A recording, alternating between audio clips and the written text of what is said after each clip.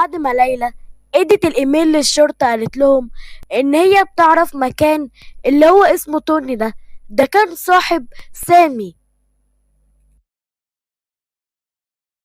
الشرطة ما سكتتش، اخدت العنوان وراحت على طول على بيت توني علشان يحققوا معاه.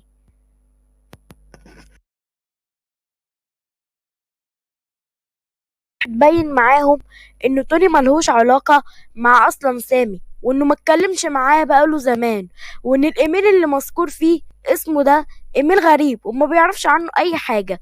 وحتى الشرطة اخدت كل اجهزته والكمبيوتر والتليفونات بتاعته علشان تحقق فيها.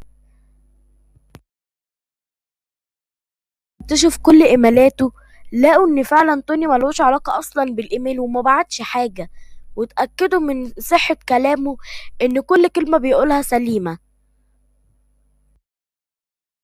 طبعا انتوا عارفين في الوقت ده الكل هيبقى عامل ازاي. طبعا في احباط، هو احبطوا ان هم يلاقوه، بس مع ذلك برضو كانوا بيقوموا بيحاولوا ان هم يبحثوا على سامي على الامل ان هم يقدروا يلاقوه بخير. ليلى جمعت كام شخص علشان يدوروا ويبحثوا عن سامي،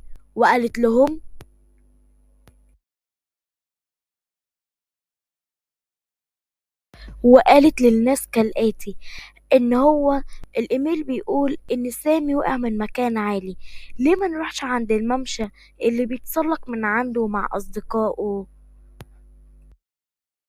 فليه مثلا ما نروحش ندور عليه بالممشى الكبير اللي بيحبه واللي كل مرة بنروح عليه؟ ومش بس كده كمان، ده مكان محدد في الحديقة الكبيرة لازم نروح عليها، لأنه في حاجة في داخلها يقول إن سامي ممكن يكون موجود هناك، لأن هو بيحب المنطقة دي قوي. راحوا على المكان، يعني ليلى كانت بتحاول ما تبين لهمش ان هي ضعيفة وكده، وكانت عايزة تقويهم بيهم، وقالت لهم انا هعرفكم على المكان. والمكان كان اسمه لوب تريل. المكان كان منحدر جد قوي، كان منحدر لحد عمق 300 متر، كان عمقه كبير جدا، وكان كله صخور مدببة وأشجار كتيرة جدا. ومع ذلك إن المكان كان خطير، إلا إن ليلى مشيت حتى وصلت لمكان هادي، وصارت تبص لحتى وصلت لمكان هادي جدا، وبقت تبص عليه لحتى ما بصت تحت المنحدر. المنحدر ده أنا هقولكم معناه. بيبقى عبارة كده عن مكان نازل أكنه مطب كوبري. وبعد دقايق قليلة بعد ما دقايق قليلة وهي عمالة تبص على المنحدر، وبعد دقايق قليلة ليلى بقت بتصرخ جامد وبتقول ان هي شايفة شخص تحت المنحدر اللي تحت ده. اعملوا اي حاجة، انا قلبي بيقولي انه هو. يا رب ما يطلع هو، شوفوه بسرعة. واحد من الشباب اللي كانت واخداهم كان بيقولها: يا مدام والله في الوقت ده الدنيا عتمة وليل، فان احنا نوصل للمنحدر ده صعب جدا. استني، خليها كمان شوية يكون حتى النهار شقشق. قالت وهي بتعيط بحرقة: ياه، هو انا لسه هستنى لغاية ما اول ما النهار يشقشق تنزلوا على طول وتدوروا، وانا هاجي معاكوا على طول. هي أجلوها لغاية الساعة 8 الصبح. قامت بصعوبة وقالت لهم: يلا، النهار اهو طلع، يلا ننزل بسرعة، يلا. واحد من الرجال اللي جايباهم قال: احنا لغاية دلوقتي مش متأكدين، بس اللي هيأكد لنا اني انا هروح اشيل الغطا دلوقتي، وهنشوف اذا كان هو سامي اللي بتقولي عليه ولا لا. وراح الراجل علشان يشيل الغطا، وأول ما شال الغطا كانت الصدمة، كان فعلا هو كودي. قعدت تصرخ وتعيط وتقول لأ لأ، والحاجات اللي انتوا عارفينها والمواقف اللي بتحصل في الوقت ده. طبعا الخبر انتشر جدا بين الأهل والصحاب وصحاب سامي، بس الكل كان مستغرب من حاجة حصلت، لأن الكل كان بيعرف إن سامي بيحب الممشى فعلا في مكان هادي. بس المكان ده أول مرة يطلع فيه في المكان المرتفع، لأنه بيخاف أصلا من المرتفعات، وأصلا لأول مرة بحياته راح على مكان منحدر بعيد عن الطريق العام، أو الطريق اللي واضح وين مش واضح بدايته من نهايته أصلا. وغير كده، ليه حتى سامي يروح لحاله في المكان ده؟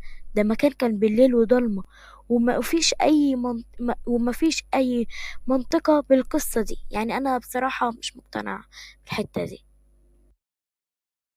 بعد ما ليلى شافت جثة سامي، نزلت صورة وهما في الفرح بتاعتهم وقالت: الوداع يا كودي.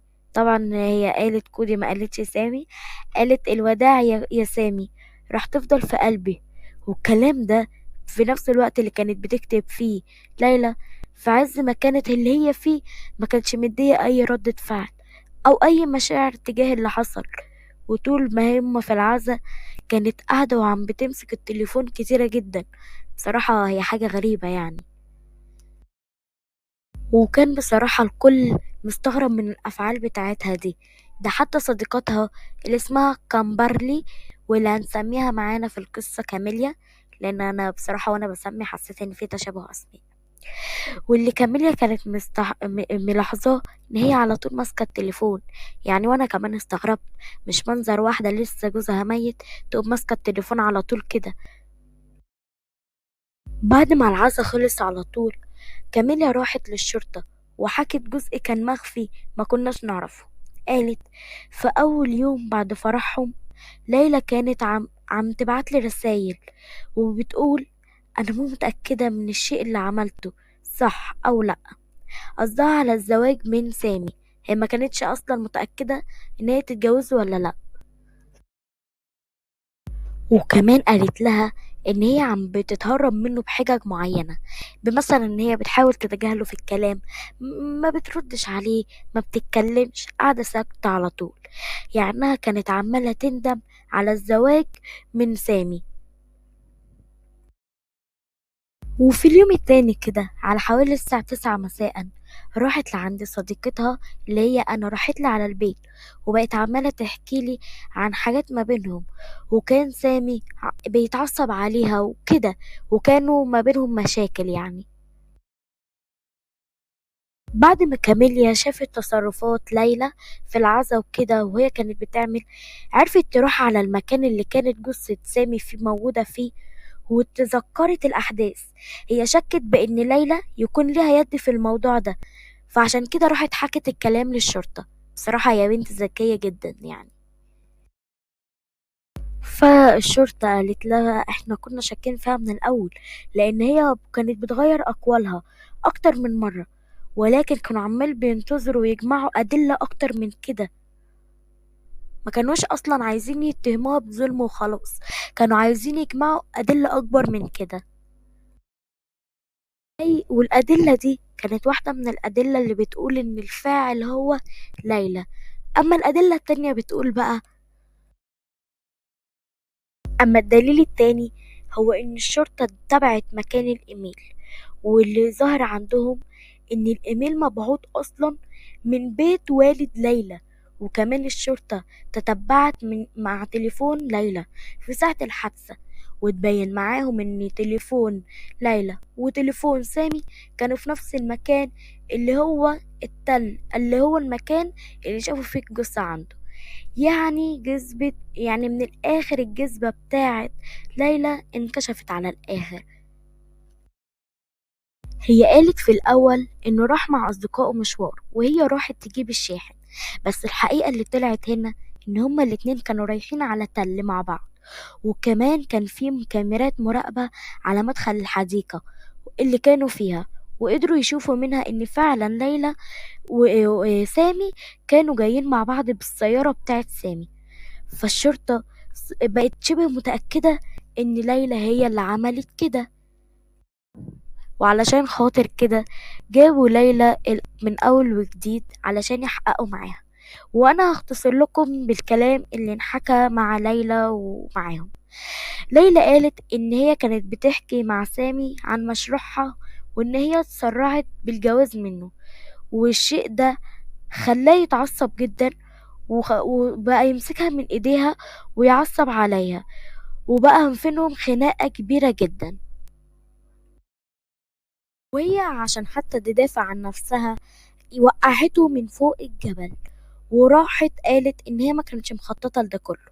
يعني انت عشان تدافع عن نفسك يعني توقعيه من فوق جبل؟ ايه التفكير ده؟ وبتقولي مش مخططة، وبتقولك ما كنتش مخططة لأي حاجة من حصلت دي. طبعا الشرطة ما كانوش مقتنعين انه فعلا الحاجة دي حصلت مجرد حادثة بصراحة، والأدلة اللي عندهم بتقول العكس ده.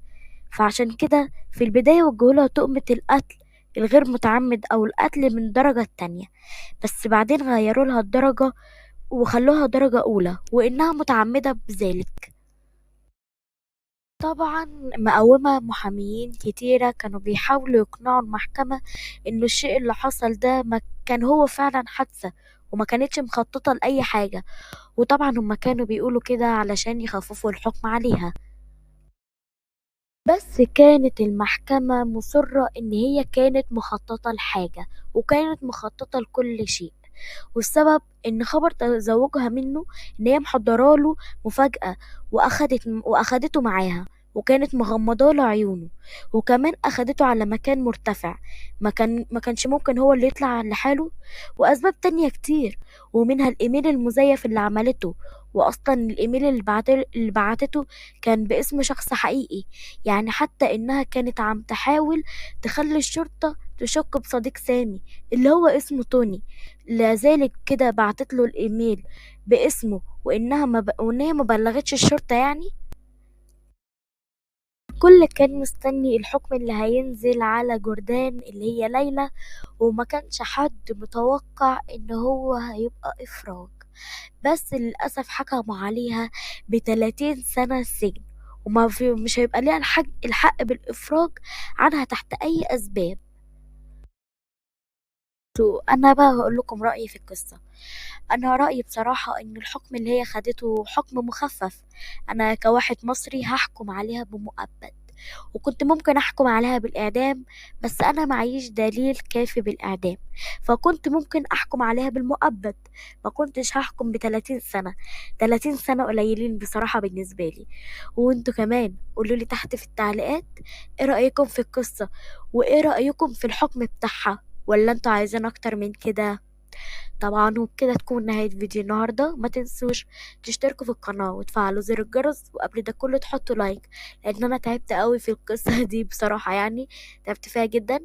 عايزكم تحطوا لايك للفيديو، لايكات لايكات لايكات واشتراكات. عايزين نوصل 400 مشترك. واتمنى ان تكون طبعا القصة عجبتكم. اشوفكم الفيديو الجاي. سلام، واشوفكم في قصة جديدة. باي.